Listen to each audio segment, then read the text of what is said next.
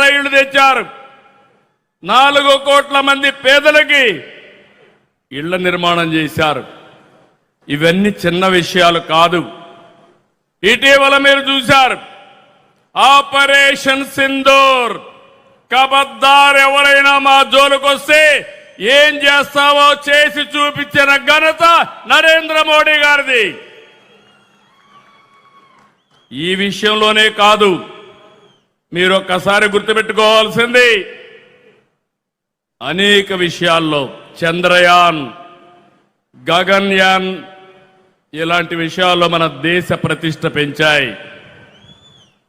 ఇలాంటి అనేక కార్యక్రమాలు ఇప్పుడు ఆయన చేసిన పనుల వల్ల ప్రపంచంలో మన గౌరవం పెరిగింది, భారతదేశ ప్రతిష్ట పెరిగింది, ఒక నమ్మకం వచ్చింది.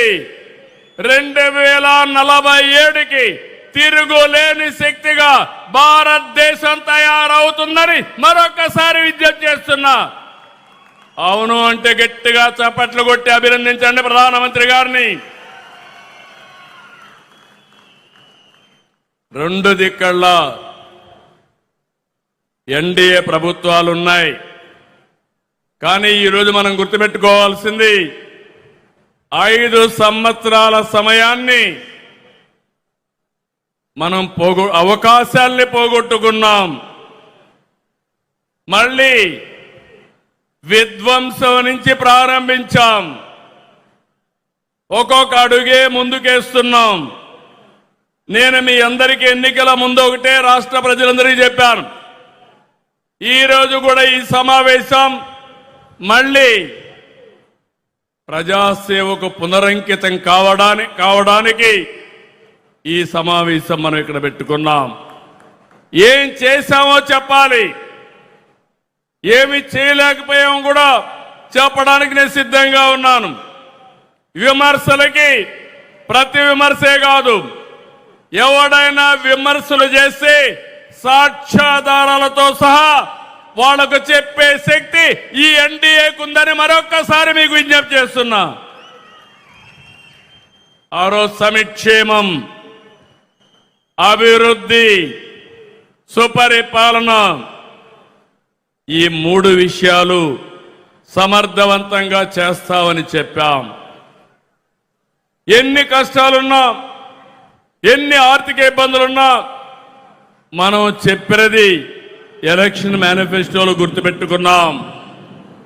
ఎన్టీఆర్ భరోసా దేశంలోనే అతిపెద్ద సంక్షేమ కార్యక్రమం. పేదలందరికీ 4,000, 6,000, 15,000, 10,000 ఇచ్చిన ఏకైక ప్రభుత్వం ప్రపంచంలో ఇక్కడ ఎన్డీఏ ప్రభుత్వం అని మీకు అందరికీ విజ్ఞప్తి చేస్తున్నాను. 63 లక్షలు ఇచ్చాం. ఇది చరిత్రలో ఎప్పుడూ జరగలేదు. అలాంటిది మనం నిలబెట్టుకున్నాం. తల్లికి వందనం చెప్పాం. ఎంతమంది పిల్లలుంటే అంతమందికి ఇస్తాన్నాం.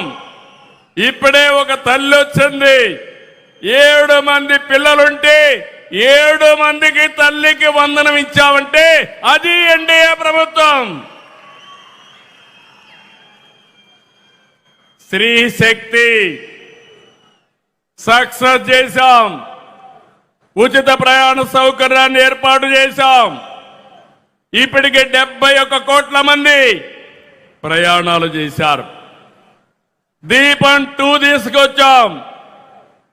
ఇరాన్లో యుద్ధ కారణంగా గ్యాస్ పెరిగినా పర్వాలేదు, ఎంతైనా భరిస్తామని నిర్ణయం చేసిన ప్రభుత్వం ఎన్డీఏ ప్రభుత్వం.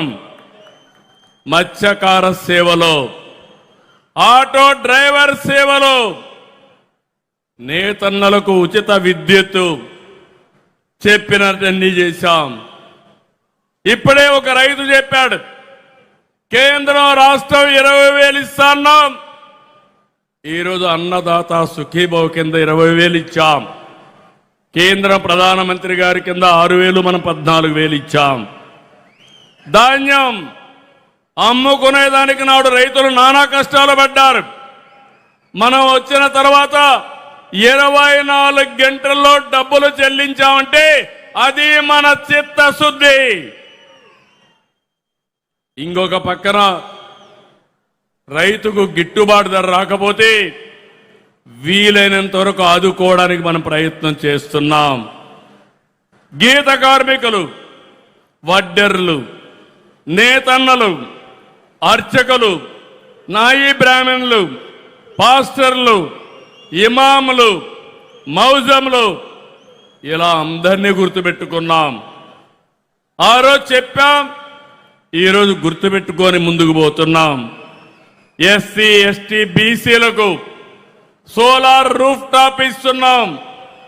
2 కిలోవాట్లు ఎస్సీ బీసీలకి, ఎస్సీ ఎస్టీలకు ఉచితంగా ఇస్తే 3 కిలోవాట్ల వరకు 78,000, 98,000 బీసీలకు ఇస్తున్నామని చెప్పి కూడా నేను మీకు తెలియజేస్తున్నా.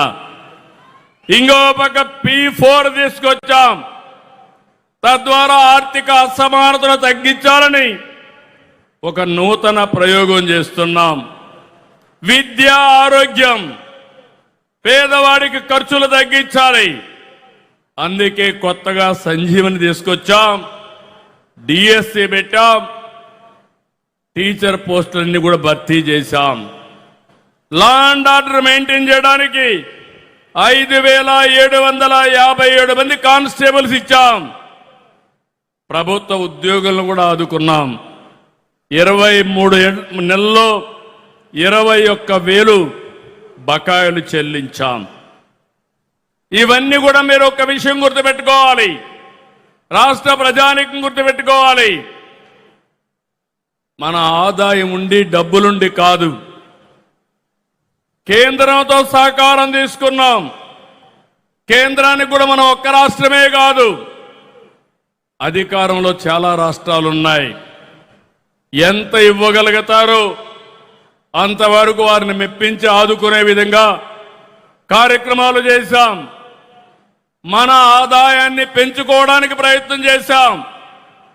నేను ఎప్పుడూ మీకు ఒక మాట చెప్పేవాడిని, ఎవరైతే అభివృద్ధి చేసి ఆదాయాన్ని పెంచే వాళ్ళకి సంక్షేమం పంచే అధికారం ఉంది. అప్పులు చేసే వ్యక్తి